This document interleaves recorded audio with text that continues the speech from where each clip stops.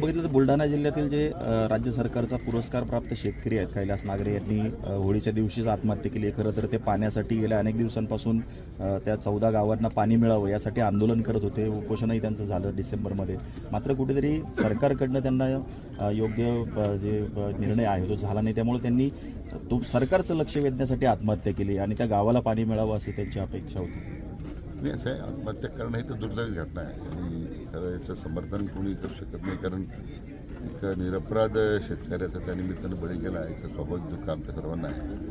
पण नेमकी हा प्रश्न म्हणजे नेमके काय आहे, कारण माझ्याशी कधी कारण तो तापी खोरे मंडळात येतो, तो माझ्यापर्यंत येत नाही. तो म्हणजे तो गोदावरी महामंडळ किंवा त्यामध्ये तसं येत नाही. तरी सरकार म्हणून मला वाटतं निश्चितपणे त्याची चौकशी करू आपण की त्याच्यातून कोणत्या गावांना पाणी का मिळत नाही, उपलब्ध झालं पाहिजे. दुर्दैवानं त्यांचा आत्महत्यानं निश्चितच या प्रश्नाला अधिक वेग मिळेल. शेवटी हे झालेलं नुकसान काय भरून येणार नाही, परंतु किमान त्यांच्या ज्या अपेक्षा होत्या त्या पूर्ण करण्यासाठी तरी आपण निश्चितपणे प्रयत्न करू. माणिकराव कुकट्यांची शिक्षेची जी स्थगिती कोर्टाने दिली आहे, निरीक्षण जे नोंदवलं आहे त्याच्यावरती कुठेतरी टीका होताना दिसते. कारण कोर्ट असं म्हणतंय की जर त्यांना शिक्षा केली असती तर कुठेतरी पुन्हा निवडणूक घ्यावी लागली असती आणि जनतेचा पैशाचा अपव्यय झाला असता. की न्यायप्रविष्ट बाबी आहे, त्याच्यावर आता वक्तव्य करणं चुकीचं होईल. शेवटी आता काय अंतिम निर्णय होईल त्यानंतर बघू.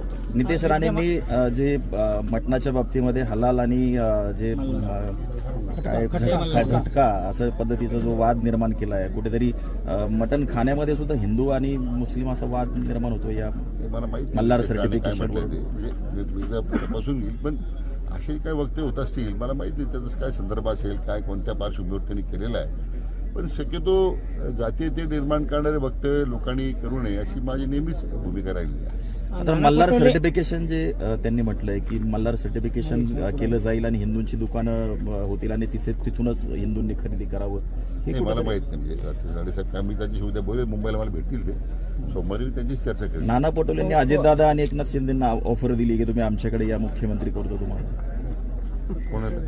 दोन्ही उपमुख्यमंत्री सध्या नाराज आहेत असं नाना पटोलेंनी म्हटलंय. शिंदेंना ऑफर दिली की तुम्ही आमच्याबरोबर या. भाजप पुढे त्यांना उभंही करणार नाही, त्यांनी आमच्या बरोबर यावं, त्यांचं स्वप्न पूर्ण करू. नाना माझे मित्र आहे, त्यांनी आपल्या पक्षाची अधोगती झालेली आहे, त्याच्या आधी पक्ष मांडणीसाठी आज लक्ष द्यायची गरज आहे.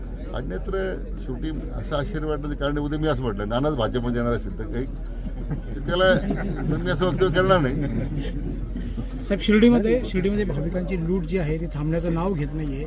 मूळ किमतीच्या 10 पटींना जास्त दराने भाविकांना फूल प्रसाद विकला जातो आणि सर्रास भाविकांची लूट आहे. जसं की आपण नेहमीच भाविकांच्या सोयीकरता असे प्रकार समोर आल्यानंतर आपण कारवाई केलेली आहे.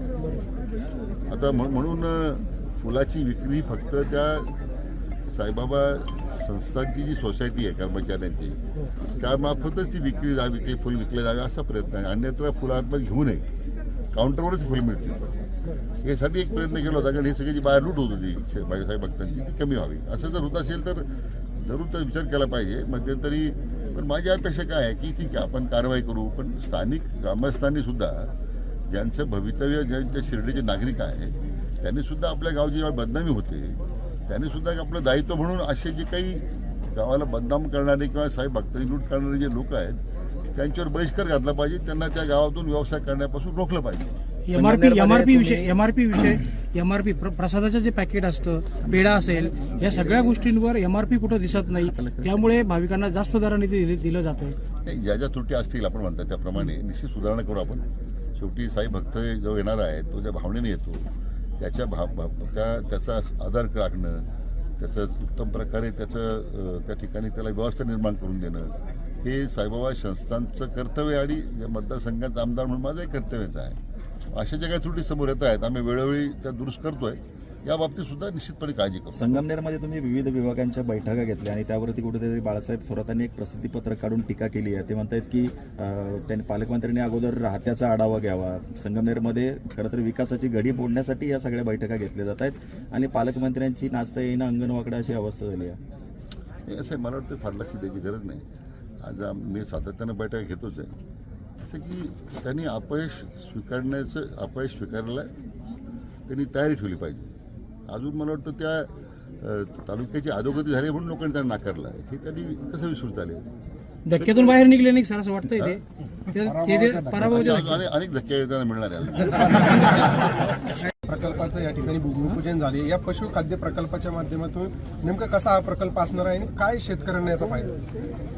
आणि आता आपण नाविन्यपूर्ण योजनेतून यासाठी काही रक्कम मिळवून दिली आहे. त्यामुळे पशुसंवर्धन खातं आणि मार्केट कमिटी या मिळून हा प्रकल्प सुरू करतायत. मात्र राज्यामध्ये अशा प्रकारचा हा पहिलाच प्रकल्प आहे आणि अतिशय प्रायोगिक तत्वावर आहे. 20 टन मेट्रिक टन क्षमतेचा आहे. तर आमचा प्रयत्न आहे की हा दिशादर्शक यासाठी म्हणतो मी की या उत्पादित होणाऱ्या पशुखाद्याच्या किमतीच्या सातत्याने एक चिंतेचा विषय आमच्या शेतकरी बांधवांसाठी झालेला आहे.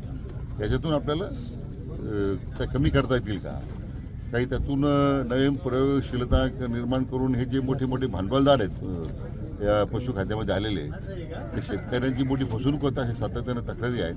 तर त्याला एक पर्याय देता येईल का म्हणून हा आमचा प्रयत्न आहे. एबीपी माझा, उघडा डोळे बघा नीट.